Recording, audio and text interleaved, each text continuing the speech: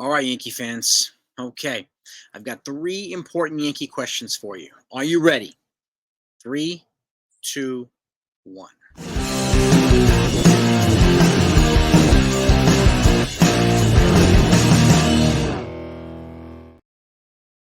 Hey, everybody. Hope you're all doing well. It's cold, it's windy, it's brick out. So we're a couple days from, maybe 2, 3 days from the first day of winter. So get ready for the cold weather. But baseball season is still hot. The hot stove is burning again. And the three questions I have for you, okay? And I want to know what your thoughts are, whether you agree or you disagree. I'm not here to tell you what you want to hear, and I don't want you to tell me what you think I want to hear. I want you to be honest, whether you agree or disagree. That's what makes this community so great, okay? And I appreciate all of you. And again, this is going to continue going on until some things happen over the next couple of weeks. So if you're not subbed, hit that sub button right now, okay? And hit the notification button too, just to make sure you're always in front of the line and one of the first people to get the news when it comes in. I thank you so much for both. Now, question number one, okay? Does one star-studded meeting with the Dodgers or one special dinner with the Mets leapfrog a year-long plus effort by the Yankees for Yoshinobu Yamamoto? Okay? Does that one thing with the Dodgers, that one thing with the Mets overdo a year-long effort plus by the Yankees courting him? Multiple people courting him. Okay? And to me, that's a greater effort. Much greater effort. And if it does, then maybe he doesn't belong here. That's just it's a tough question to ask, and it's a tough question to answer too. But again, it's got to be presented. Okay, it's got to be considered at the very least, in my opinion. So that's question one. Okay, again, I understand they brought all stars out in the Dodgers meeting. They brought Mookie, they brought Shohei out, they brought Freeman out, and whoever else, and then they did dinner at Steve Cohen's house with his wife and all the Mets brass and all this stuff. And okay, great. McCashman, and his brass were there multiple times to see Yoshinobu Yamamoto pitch, and he had a rep there every single week, flying to Japan every week, all season, to watch him pitch, just to show him they had a presence there every time he pitched. That is a Herculean effort, in my opinion, and it should be applauded.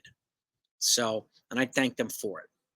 And what could they, at this point, what else could they do to secure his services? Which leads me to question two. What's your cutoff point? What's your walkaway point? What do I mean? My walkaway point is a contract that's either greater than Gerrit Cole's $36 million per year or greater than Gerrit Cole's $324 million to a complete number. I don't think it should be bigger than either one, not against Cole. And Gerrit Cole he may agree. I mean, and that's totally fine too. But Yoshinobu Yamamoto hasn't proven himself in the major yet. Gerrit Cole has, and he's won a Cy Young here as well. And he's been our workhorse and our vocal leader on this team. He deserves that contract, and he's earned every damn penny of it so far. And I hope I say the same thing a few years for Aaron Judge. He's only year 1 into 9, okay? But I hope I can say the same thing about Aaron Judge. I really do. And the other question is, does Yoshinobu Yamamoto have 9 or 10 years of bullets in his arm to justify whatever money he's going to get? Because the fact is, right now, there were conflicting reports about the Red Sox offer and the Giants offer, informal offers, this, that. But now we know the official bidding has begun as of yesterday or last night. So we'll get more intel over the next couple of days, I suppose. And I'll get it to you once it comes out. And but what's your cutoff point? And are you okay with, which leads me to question 3, if the cutoff point and he walks away, let's just say the Mets give him some crazy $360 million deal. And that's not including a posting fee. At $300, you're already paying out through about $345, $346 because of the posting fee that goes along with the $300. You go anything above that, you go to up to Gerrit Cole numbers, you're at like almost $380. You're almost at $380 now for a guy that's never thrown a pitch in the majors. Okay, read that number again to yourself a few times. That's a crazy number. I know the prices are crazy now, but and again, does that also interfere with their ability to re-sign or extend out Juan Soto? Okay, they have a lot of money coming off the books. Okay, so it's something else to add to perspective here too. After the season, They've got Anthony Rizzo, $17 million coming off the books. They've got Josh Donaldson's $8 million buyout coming off the books. Potentially Gleyber Torres, if he hasn't already moved, $15 million coming off the books. Alex Verdugo, $9 million coming off the books. And we don't know what Juan Soto yet. We want to keep him here. So, but that alone itself, that's about $50 million coming off the books, not including Soto. If you add Soto, that's $80 million. Now, you bring Yamamoto at 30, take it down from 80 to 50. And then you get Soto for 40, take it down 50 to 10. Okay. And again, this is where we need to hit on some of our young players like Spencer Jones and some of these other folks who are waiting in the wings, are almost ready for major leagues. You'll see a lot of them in spring training. And some of these young pitchers, Will Warren, Chase Hampton, Clayton Beater, who can complement the rotation and whatever they do in the bullpen as well. And they've already made some trades with the Dodgers and some other teams. So, and I expect them to, they've already said they wanted to add another arm or two to the bullpen. So I fully expect that. So, but this goes in the line. Does Yoshinobu's big contract to make it harder for them to do these things? And again, after this year, next year they've got Aaron Hicks is $10 million coming off the books. The year after that, DJ's $15 million coming off the books. The year after that, 2027, Stanton's $25 million coming off the books. So you have upwards of about $90 million coming off the books plus over the next 4 years. And then if you factor in Torres, you factor in Verdugo and the rest of these guys, it could be even more. So, but the Yankees are still going to have about $150 million tied up in about 6 guys. So, and how do you fill out the rest of the 26-man roster? You have 20 other guys. So to get them through and hopefully, at some point be under the Cohen threshold again. But if you add, they're at 287 right now, 287 million. If you add Yamamoto, it takes them up to about 317. Let's just say that's 30 million, conservatively speaking. Let's just say he gets a 9-year 270 or 10-year 300, which I think is on the low end now based on the prices that we're hearing. But you never know.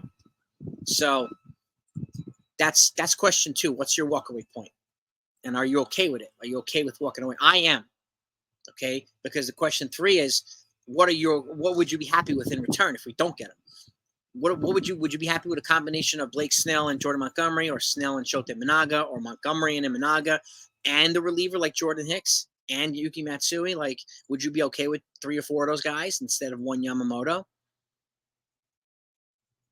That's the question too. We've been fed so much Yamamoto, or it's a disaster off that people have been like almost programmed to believe we don't get Yamamoto, then it's a failed offseason.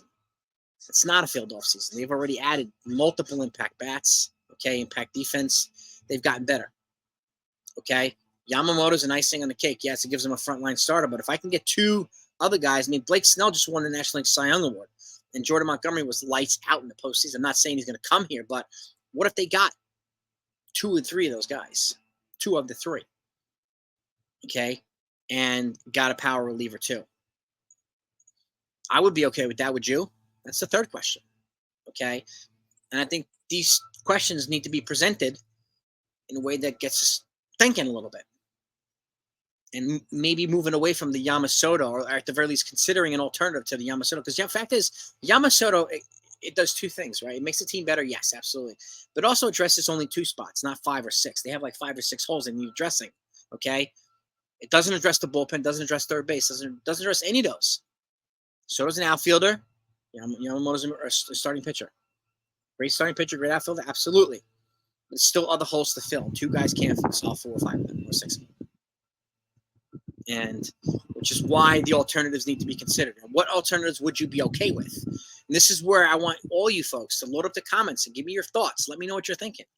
I don't need you to agree with me. You can disagree with me. It's totally fine. I want to know if you can answer those 3 questions, okay? Which one's more impactful? The Dodgers meeting, the Mets meeting, or the Yankees have the effort? Question 2, what's your walkaway price? Question 3, what alternatives would you be okay with? Those 3 questions, I think, will give us a lot of information, fuel some great discussions, and I'd be happy to go live so we can all discuss it and get you on, because I'd love to get your insight on all this stuff. So let me know what you think, gang. Think about it. Get back to me. Have a great day. Go Yankees.